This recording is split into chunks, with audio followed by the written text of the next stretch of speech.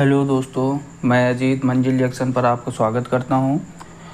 और आज हम लोग चैप्टर 5 के कोई जितने भी एमसीक्यूज़ हैं एनसीईआरटी के वो जो है कंप्लीट करेंगे। और इसकी थ्योरी हम लोगों ने कंप्लीट कर दी थी पूरी, जितने भी इसका समरी थी पूरी अच्छे से नोट्स के माध्यम से जो इम्पोर्टेंट चीज़ें थी वो हम लोग पूरी कवर कर चुके हैं। तो अगर आप लोगों ने वो वीडियो नहीं देखी है तो ज़रूर देखें, तभी ये एमसीक्यू करने में आपको और अच्छा लगेगा। चलिए स्टार्ट करते हैं। पहला क्वेश्चन है हमारे पास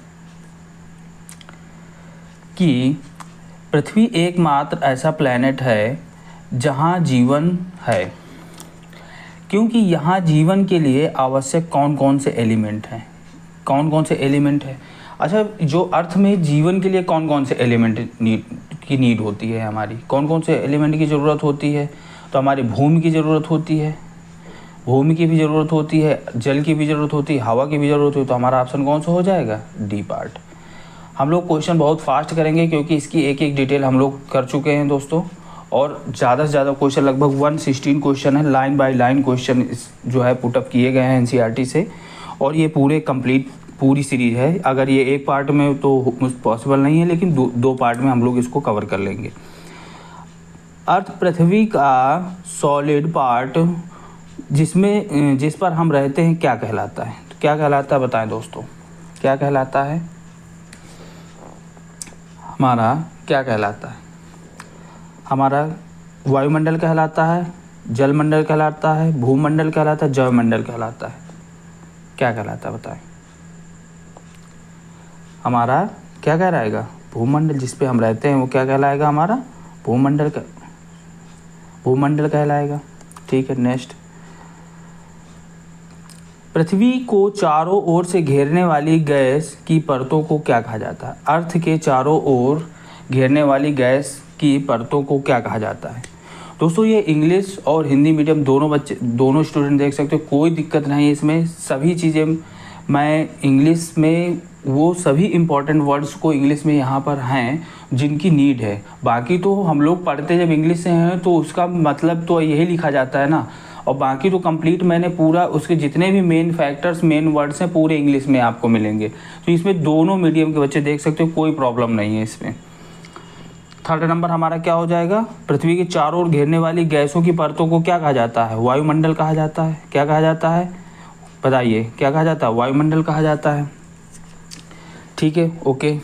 अगला क्वेश्चन, वायुमंडल एटमॉस्फेयर, वायुमंडल के मुख्य रूप से कौन सी गैसें पाई जाती हैं? कौन सी गैसें पाई जाती हैं? ऑक्सीजन और नाइट्रोजन पाई जाती है। बताएं कौन सी गैस पाई जाती हैं? ऑक्सीजन और नाइट्रोजन पाई जाती है, कार्बन डाइऑक्साइड पाई जाती है, आर्गन पाई जाती है और ऑल ऑफ द एबव। बताएं दोस्तों कौन सी पाई जाती है? एटमॉस्फेयर में मुख्य रूप से कौन सी गैसें पाई जाती है? वायुमंडल में कौन सी गैसें पाई जाती हैं बताएं?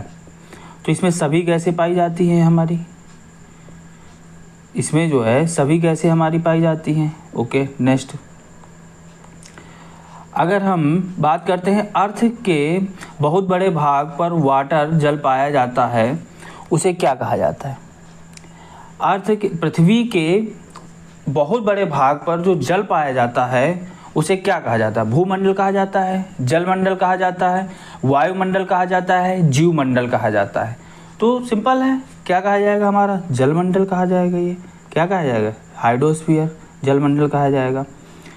हाइड्रोस्फीयर में जल की कौन सी स्टेट अवस्थाएं मिलती हैं? जलमंडल में जल की कौन सी हमारी अवस्थाएं मिलती हैं? कौन सी? बर्फ मिलती है, जल मिलती है, जलवाष्प मिलता है और ऑल ऑफ द एबव। कौन सा मिलता है बताएं? बर्फ मिलता है, जल मिलता है, जलवाष्प मिलता है, ऑल ऑफ द एबव। देखिए दोस्तों, जलमंडल में हमारा अगर हम देखेंगे तो आपको बर्फ के रूप में भी आपको मिलेंगी चीज़ें। यहाँ पर हमारी बर्फ के रूप में भी मिलती है, जल के रूप में भी मिलती है और जलवाष्प के रूप में भी मिलती है। और इसमें ऑल ऑफ द एबव, मतलब हमको ये सभी फॉर्म में जल मिलता है ना। बर्फ के फॉर्म में भी आपको मिलेगा, जल के फॉर्म में भी मिलेगा और वाटर वेपर जलवाष्प के फॉर्म में भी मिलेगा। तो हमारा जो जलमंडल में है इस तीनों फॉर्म में हमको जल की अवस्थाएं मिलती हैं। चलिए अगला क्वेश्चन देखते हैं दोस्तों। वह नैरो जोन सीमित क्षेत्र जहाँ स्थल, वाटर और हवा एक साथ मिलते हैं तथा सभी प्रकार का जीवन पाया जाता है, उसे क्या कहते हैं? ठीक है, जहाँ पर हमारा स्थल, जल और हवा एक साथ मिलते हैं और सभी प्रकार का जीवन पाया जाता है, उसे क्या कहते हैं? भूमंडल, लिथोस्फीयर, एटमॉस्फेयर, बायोस्फीयर, हाइड्रोस्फीयर। फिर से पढ़ दे रहा हूँ मैं हिंदी से। भूमंडल, वायुमंडल, जीवमंडल, जलमंडल। बताएं कौन सा पाया जाता है? तो कौन सा पाया जाएगा इसमें?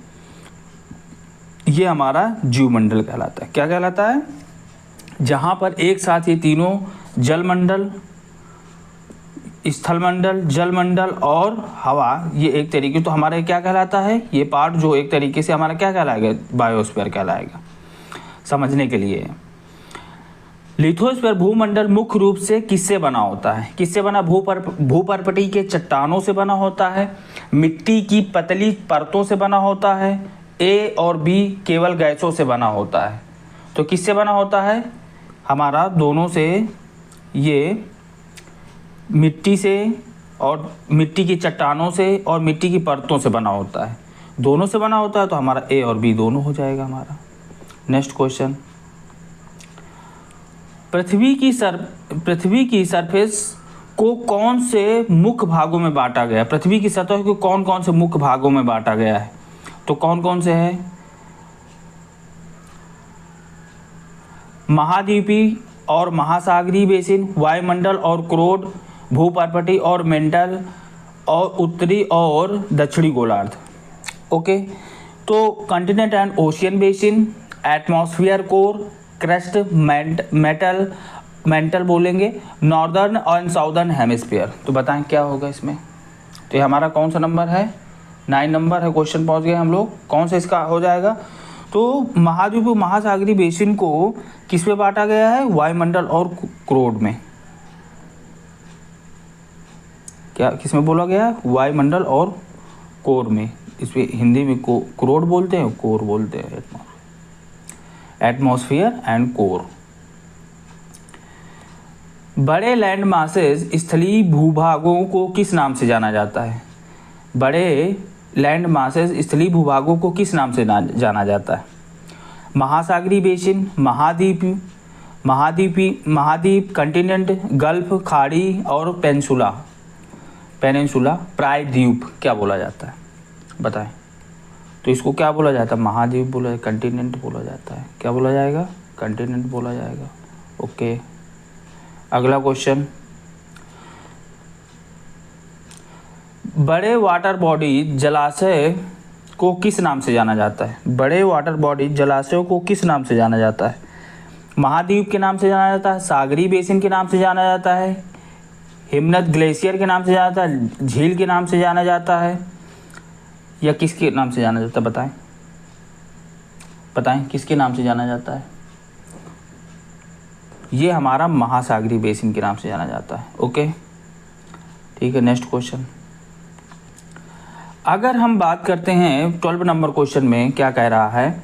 विश्व के सभी ओशियन महासागर आपस में एक दूसरे से कहाँ मिलते? पूरी तरह अलग हैं, जुड़े हुए हैं, केवल कुछ ही जुड़े हैं, इनमें से कोई नहीं। जो विश्व के सभी महासागर, अभी हम लोगों ने बात की थी, विश्व के सभी महासागर जब हम लोग थ्योरी पढ़ रहे थे, ये सब आपस में जुड़े हुए हैं, एक दूसरे से सभी आपस में क्या है? जुड़े हुए हैं। तो हमारा इसका ऑप्शन क्या हो जाएगा? सभी एक दूसरे से जुड़े हुए हैं। ओके, नेक्स्ट क्वेश्चन क्या कह रहा है कि समुद्री जल का लेवल सभी जगह कैसा होता है? तो हम लोगों ने जब हमने बात की थी कि जब हम किसी भी स्थल की ऊंचाई नापते हैं तो हम उसको 0 डिग्री, समुद्र की जो गहराई को हम 0 डिग्री मापते हैं, क्योंकि ये दोस्तों हर जगह इसकी जो गहराई होती है समान होती है, और जिसको हम 0 डिग्री मान के चलते हैं। क्या मान के चलते हैं? 0 डिग्री, और उसी से हम उस जो स्थल की जो है लेवल की ऊंचाई जो है मापते हैं। तो वही कहना चाहता है, क्या होगी? अलग अलग होगी, समान होगी, ध्रुवों पर ऊंचा होगा, भूमध्य रेखा। बताएं क्या होगी? बताएं, सोचे क्या होगी? तो हम लोग अभी बात कर समझ चुके हैं क्या होगी? हमारी समान होगी। ओके, नेक्स्ट क्वेश्चन, स्थल की ऊंचाई को कहाँ से मापा जाता है? स्थल की ऊंचाई को कहाँ से मापा जाता है? कहाँ से मापा जाएगा बताएं? अभी हम लोगों ने बात की थी, स्थल की ऊंचाई को कहाँ से मापा जाता है? कहाँ से मापा जाता है? समुद्र तल से मापा जाता है। कहाँ से मापा जाता है? समुद्र तल से मापा जाता है। ठीक है दोस्तों, नेक्स्ट क्वेश्चन।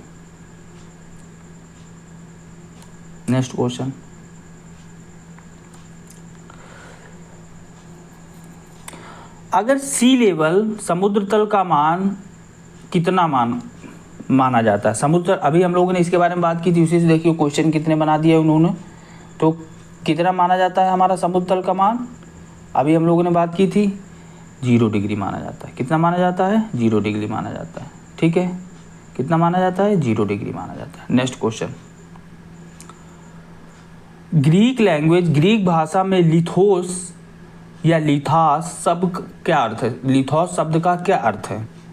लिथोस का मतलब क्या होता है बताएं दोस्तों। हम लोगों ने लिथोस से, अब जब हम लोगों ने नोट्स भी पढ़ा था तो हमने बताया था लिथोस से मतलब क्या होता है? पत्थर से रिलेटेड होता है। किससे रिलेटेड होता है? लिथोस का मतलब क्या होता है? पत्थर से रिलेटेड। लिथोस से क्या मतलब क्या होता है? हाइड्रो से क्या होता था? वाटर से रिलेटेड होता था। ठीक, एटमॉस से क्या होता था? वायु से रिलेटेड होता था, वायुमंडल से। ठीक है, अगला क्वेश्चन। ग्रीक लैंग्वेज में, ग्रीक भाषा में एटमॉस शब्द का क्या अर्थ है? अच्छा, क्वेश्चन भी आ जाए, देखिए। एटमॉस का मतलब क्या होता था हमारा? किस पे से रिलेटेड था? वाष्प से रिलेटेड था। ठीक है, आगे। हाइड्रो से किससे रिलेटेड था? हाइड्रो किससे रिलेटेड था? हमारा जल से रिलेटेड था। ठीक है दोस्तों, ये क्वेश्चन इजी, अभी हम लोगों ने जो डिस्कस किया वही आ गए। ठीक है, क्योंकि लाइन बाय लाइन क्वेश्चन बनाए हुए हैं ना, इसमें कुछ बचा नहीं है। एक एक एनसीईआरटी की लाइन को क्लियर करके बिल्कुल ढूंढ के क्वेश्चन लाए हुए। अगर आपने सिर्फ यही सीरीज ही कंप्लीट कर ली, आपने एनसीईआरटी कभी पढ़ी है और ये सीरीज ही देख ली ना, तो कुछ बचने वाला नहीं है, ये समझ लीजिए। चलिए आगे देखते हैं। ग्रीक लैंग्वेज, ग्रीक भाषा में बायोस का क्या अर्थ होता है? बायोस का अर्थ क्या होता है? बायोस का अर्थ हमारा पत्थर से रिलेटेड होता है, जल से रिलेटेड होता है, वाष्प से रिलेटेड हो, जीवन से रिलेटेड होता है। किससे रिलेटेड होता है बताइए? बायोस का अर्थ जीवन से रिलेटेड होता है। ठीक है, फास्ट करेंगे दोस्तों क्योंकि क्वेश्चन हमको ज़्यादा करने हैं, ठीक है ना, इसलिए हम लोग फास्ट क्वेश्चन, हमारे 116 क्वेश्चन हैं, तो आज हम लोग 50 कम से कम कंप्लीट कर लेते हैं। उसके बाद बचेंगे जो रेस्ट क्वेश्चन, फिर नेक्स्ट पार्ट में कर लेंगे, या जितने भी हो पाते हैं करते हैं, कोई वो नहीं है कि इतना ही करना है। वर्ल्ड रिकॉर्ड या माउंटेनियर्स, विश्व के कीर्तिमान और पर्वतारोही, विश्व का सबसे हाईएस्ट ऊंचा शिखर कौन सा है? विश्व का सबसे हाईएस्ट पीक कौन सा है बताएं दोस्तों? हमारा कौन सा है? Mount Everest. कौन सा है इसमें? ये तो पता ही होगा, ठीक है ना, ये चोटी है दोस्तों, ठीक है ना। ठीक, अगला। सी लेवल माउंट एवरेस्ट की हाइट कितनी है? सी लेवल समुद्र तल से माउंट एवरेस्ट की हाइट कितनी है? 8,848। अब ये कुछ बढ़ गई है, हम लोगों ने बात की थी, कितनी बढ़ गई है? इसमें लगभग 0.86 हमारी ये जो है बढ़ चुकी है। ठीक है, हम लोगों ने इसमें बात की थी 0.86 लगभग इसकी क्या हो गई है? बढ़ गई है। और ये भी बताया था कि इसमें जो है पहले चाइना जो है सिर्फ जो है स्थल को मापता था, और जो नेपाल जो है बर्फीली इलाका को, तो मतलब इनमें थोड़ा सा कॉन्ट्रडिक्शन चल रहा था। फिर इन लोगों की एक पूरी जो है सम्मिलित रिपोर्ट आई है, जिसमें लगभग हमारी 8,848.86 जो है, ये मतलब रिपोर्ट में फाइनली जो है माना गया है कि इतनी ऊंचाई है। और ये हमारे बताया था कि इसकी जो है समुद्र तल से ऊंचाई क्यों बढ़ रही है, ये भी बताया था। प्लेट टेक्टोनिक की वजह से लगातार प्लेटें खिसक रही हैं, इस वजह से क्या होता है कि पर्वतों की ऊंचाई धीरे धीरे क्या होती है? उठती जाती है। ये थोड़ा सा इसके बारे में जब प्लेट टेक्टोनिक पढ़ेंगे तो और चीज़ें समझ में आएंगी। अभी फ़िलहाल इतना बहुत समझने के लिए हम लोग कि ऐसा क्यों होता है। विश्व का सबसे डीपेस्ट गहरा भाग कौन सा है? तो हमारा कौन सा पार्ट हो जाएगा दोस्तों? विश्व का सबसे गहरा पार्ट कौन सा हो जाएगा बताएं? हमारा कौन सा हो जाएगा बताएं? हमारा सुंडा गर्त होगा, मेरियाना गर्त, प्यूर्टो रिको गर्त, जावा गर्त, बताएं कौन सा होगा।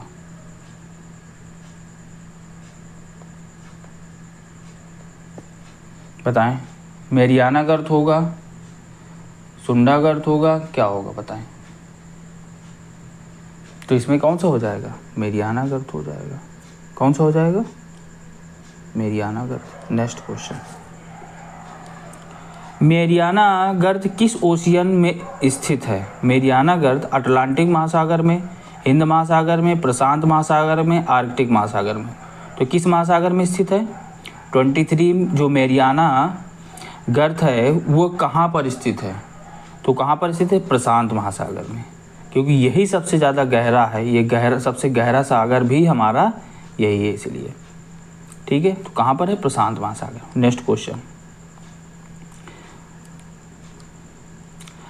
पैसिफिक ओशियन प्रशांत महासागर में मेरियाना ट्रेंच की डेप्थ कितनी है। अब इसकी डेप्थ की बात की जाएगी तो हम लोगों ने क्या होगी इसकी डेप्थ बताएं, 8,848। ये तो माउंट एवरेस्ट की हो गई और लगभग 0.86।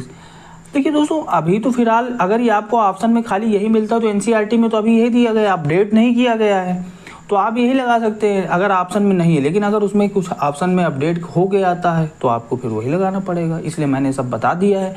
एनसीईआरटी में आपको यही दिया हुआ है माउंट एवरेस्ट की जो। अच्छा, मेरियाना गर्त की 11,022 मीटर है, 9,000 मीटर है, 12,500 मीटर, कौन सी बताई।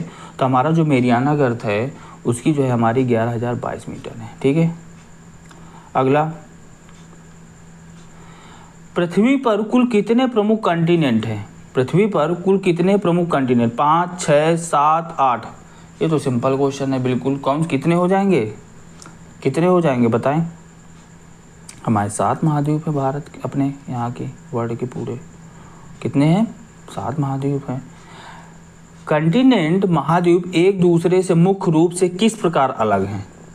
जो कॉन्टिनेंट है वो किस प्रकार, पर्वतों के द्वारा, विस्तृत जलराशि के द्वारा, मरुस्थलों के द्वारा, मानव निर्मित सीमाओं द्वारा, किस तरह से अलग हैं। तो हमारा विस्तृत जलराशि के द्वारा। किस तरह अलग है, विस्तृत जलराशि के द्वारा। किस तरह अलग है, विस्तृत जलराशि के द्वारा। ओके, नेक्स्ट क्वेश्चन,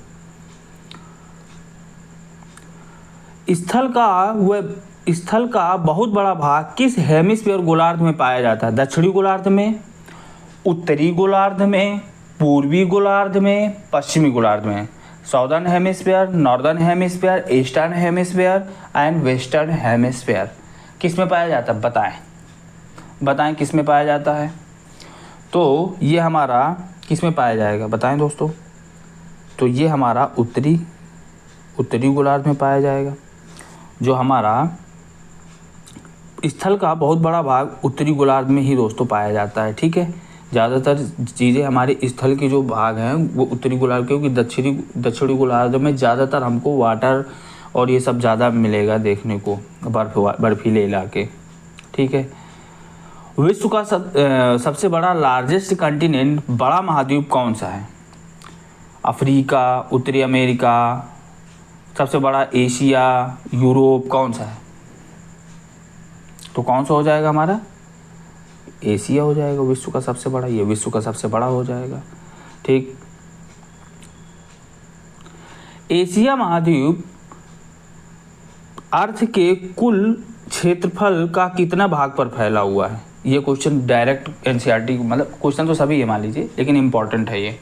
कितने भाग पर फैला हुआ है, 1/3 भाग पर, 1/4 भाग पर, 2/3 भाग पर, कितने पर फैला हुआ है बताएं। तो हमारा एशिया का जो पार्ट है वो पूरे एशिया महाद्वीप का पार्ट पूरे अर्थ पर कितने भाग पर फैला हुआ है। तो ये है 1/3 भाग पर फैला हुआ। ओके, एशिया महाद्वीप मुख्य रूप से किस हेमिस्फीयर गोलार्ध में स्थित है। तो किस में स्थित है, पश्चिमी गोलार्ध में, पूर्वी गोलार्ध में, दक्षिणी गोलार्ध में, इनमें से कोई नहीं। किस में स्थित है बताएं, किस में स्थित है। एशिया महाद्वीप किस में स्थित है बताएं।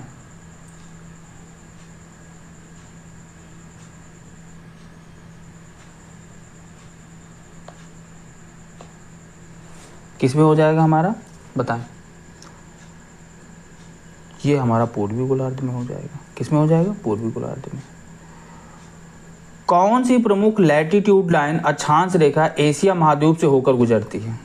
मकर रेखा, कर्क रेखा, विषुवत वृत्त, आर्कटिक वृत्त। तो कौन सी हो जाएगी हमारी, कर्क रेखा हो जाएगी। कौन सी हो जाएगी, कर्क रेखा हो जाएगी। ट्रॉपिक ऑफ कैंसर, हमारी ट्रॉपिक ऑफ कैंसर एशिया महाद्वीप से होकर गुजरती है। कहाँ से गुजरती है, एशिया महाद्वीप से।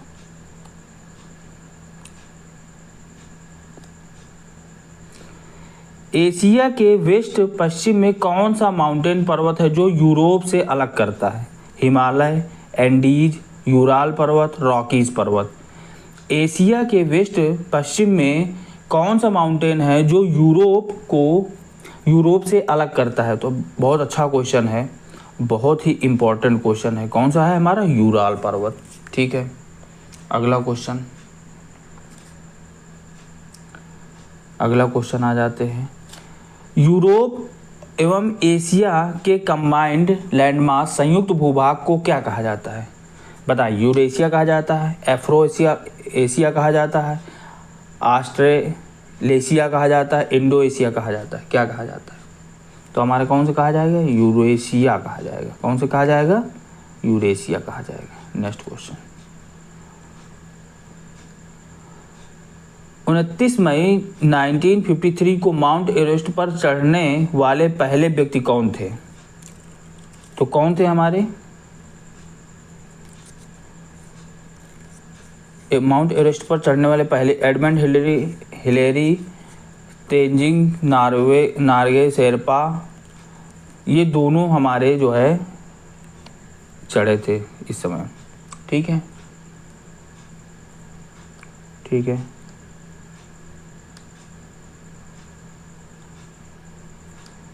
ओके। एडमंड हिलेरी किस कंट्री से निवासी थे? ये हमारे न्यूजीलैंड से रिलेटेड थे। ये कहाँ से थे, न्यूजीलैंड से। नेक्स्ट। तेंजिंग नार्गे शेरपा किस कंट्री से संबंध रखते थे? ये हमारे कहाँ के थे, जो तेंजिंग थे ये कहाँ के थे, बताएं। ये हमारे भारत के थे। ठीक है। माउंट एवरेस्ट पर चढ़ने वाली विश्व की पहली महिला कौन थी? माउंट एवरेस्ट पर चढ़ने वाली विश्व की पहली महिला कौन थी? कौन सी थी हमारी? बछेंद्री पाल थी, जुंको ताबेई थी, जुंको ताबेई थी, और संतोष यादव, और ये नीचे लास्ट में कौन सा, अरुणिमा सिन्हा। तो बताएं कौन सी हो जाएगी। देखो अरुणिमा सिन्हा तो अभी की लेटेस्ट की है। ठीक है, पहले पूछ रहा है तो कौन सी होगी हमारी, जुंको ताबेई। कौन होगी, जुंको ताबेई। पहली महिला पूछ रहा है ना विश्व की, तो Junko Tabei. Junko Tabei Everest पर पहला कदम कब रखा था? तो हमारा कब रखा था, 16 मई 1975। जुंको ताबेई ने पहला कदम कब रखा था, 16 मई 1975। अगला क्वेश्चन। जुंको ताबेई किस कंट्री की रहने वाली थी? जुंको ताबेई किस कंट्री की रहने वाली थी? जुंको ताबेई कहाँ की थी, बताएं। जुंको ताबेई जापान की थी। कहाँ की थी, जापान की थी। अगला।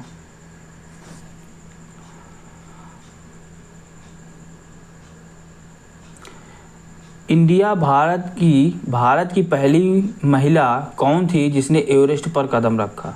Junko Tabei, Bachendri Pal, Kiran Bedi, Santosh Yadav. कौन है, बछेंद्री पाल। ये भारत की थी। बछेंद्री पाल कहाँ की थी, भारत की। याद रखिएगा दोस्तों। ठीक है।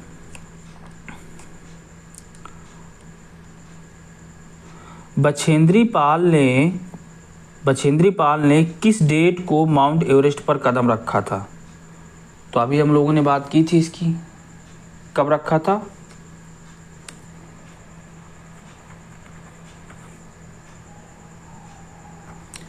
23 मई 1984। कब रखा था? 23 मई 1984। यूरोप महाद्वीप एशिया से किस डायरेक्शन में स्थित है? यूरोप एशिया से किधर स्थित है? बताएं बताएं दोस्तों, अगर इसको देखेंगे हम थोड़ा सा, यूरोप महाद्वीप एशिया से किस दिशा में स्थित है, यहीं पर हमको पता चल जाएगा। इतना बड़ा हमको करने की ज़रूरत नहीं है, यहीं पर ऑप्शन भी है, तो इसको समझ लेते हैं हम लोग थोड़ा सा। देखिए, ये हमारा एशिया महाद्वीप फैला हुआ है, ठीक है ना। इसी से जस्ट हमारा यहीं पर यूराल पर्वत, यहाँ पर हमारा क्या है? यूरोप है यहाँ पर, ठीक है ना। तो इसको समझ, तो हमारा किधर स्थित हो गया? बताएं, किधर स्थित हो गया? ये तो पूरब होता है, इधर क्या हो गया? ये पूरब हो गया, ये पश्चिम हो गया, तो हमारा किधर हो जाएगा? पश्चिम में हो जाएगा, ठीक है। अगला क्वेश्चन, कौन सा वृत्त महाद्वीप से होकर गुजरता है? यूरोप महाद्वीप से होकर गुजरता है। कौन सा सर्कल लाइन यूरोप महाद्वीप से होकर गुजरता है? बताएं, कौन सा हो जाएगा हमारा? आर्कटिक वृत्त। कौन सा हो जाएगा? आर्कटिक वृत्त। नेक्स्ट, यूरोप महाद्वीप कितनी तरफ से वाटर से घिरा हुआ है? यूरोप महाद्वीप कितनी तरफ से वाटर से घिरा हुआ है? तो हमारे 3 तरफ से वाटर से घिरा हुआ है। कितनी तरफ से? 3 तरफ से वाटर से घिरा हुआ है। नेक्स्ट क्वेश्चन, एशिया के बाद विश्व का सेकंड लार्जेस्ट कंटिनेंट, दूसरा सबसे बड़ा महाद्वीप कौन सा है? उत्तर अमेरिका है, अफ्रीका है, यूरोप है, दक्षिण अमेरिका है, कौन सा है? बताएं। तो एशिया के बाद हमारा अफ्रीका आ जाता है। क्या आ जाता है? एशिया के बाद हमारा अफ्रीका आ जाता है। ओके, अगला क्वेश्चन, इक्वेटर विषुवत वृत्त 0 डिग्री अक्षांश अफ्रीका के किस भाग से होकर गुजरती है? सबसे ऊपरी भाग से, सबसे उत्तरी भाग से, लगभग मध्य भाग से, सबसे दक्षिणी भाग से, पूर्वी किनारे से। तो कहाँ से होकर गुजरती है? हमारे लगभग मध्य भाग से। कहाँ से गुजरती है?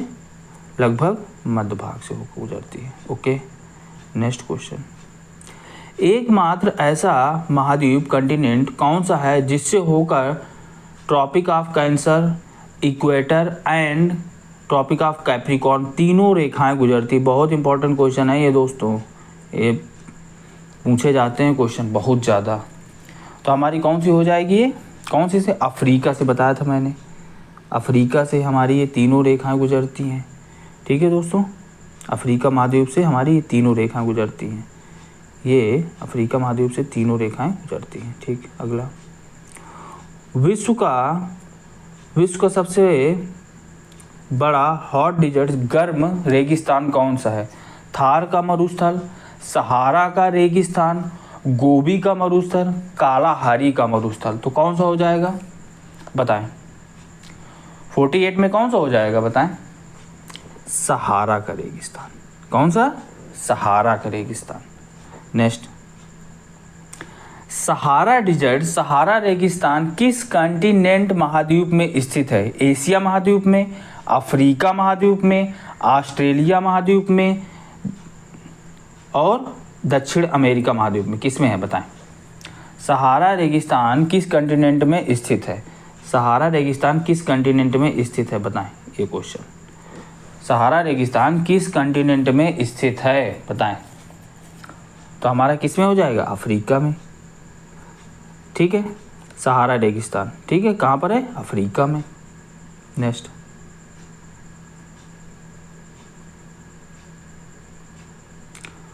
विश्व की सबसे लॉन्गेस्ट रिवर, सबसे लंबी नदी कौन सी है? विश्व की सबसे लंबी नदी कौन सी है? बताएं, विश्व की सबसे लंबी नदी कौन सी है? विश्व की सबसे लंबी नदी कौन सी है?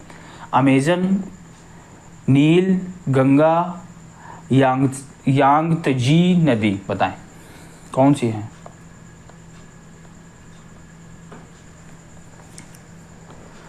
तो कौन सी हो जाएगी हमारी? सबसे लंबी नदी कौन सी है? नील नदी। कौन सी हो जाएगी? विश्व की सबसे लंबी नदी कौन सी हो जाएगी? नील नदी, ठीक है। 50 क्वेश्चन हमारे दोस्तों कंप्लीट हो गए।